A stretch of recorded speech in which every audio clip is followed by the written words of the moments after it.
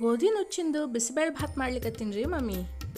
ಹೌದಾ, ನಾವು ಗೋಧಿ ನುಚ್ಚಿಂದು ಪಾಯಸ ಮಾಡ್ತಿದ್ವಿ. ಬಿಸಿಬೇಳೆ ಭಾತು ಮಸ್ತ್ ಆಗ್ತದೆ ರೀ ಮಮ್ಮಿ.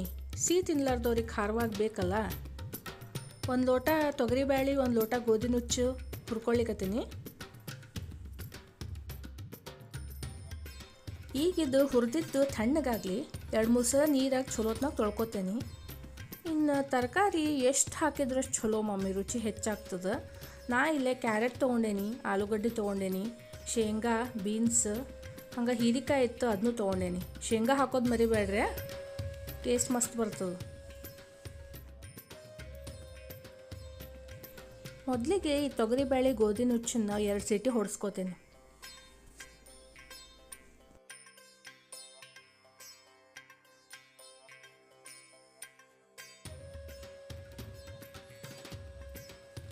ಈಗ ಇದಕ್ಕೆ ನಾನು ಹೆಚ್ಕೊಂಡಿದ್ದ ತರಕಾರಿ, ಉಪ್ಪು, ಅರಿಶಿನ ಹಾಕಿ ಇನ್ನೊಂದು ಸೀಟಿ ಹೊಡೆಸ್ಕೋತೇನೆ.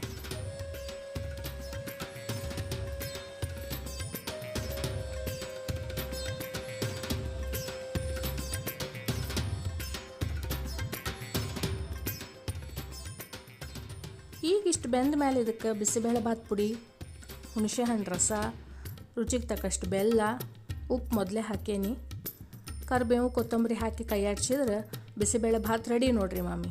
ಇದಕ್ಕೊಂದು ಸಾಸ್ವೆ ಜೀರಿಗೆ ಒಗ್ಗರಣೆ ಕೊಟ್ರೆ ಇನ್ನೂ ಚಲೋ ಆಗ್ತದೆ.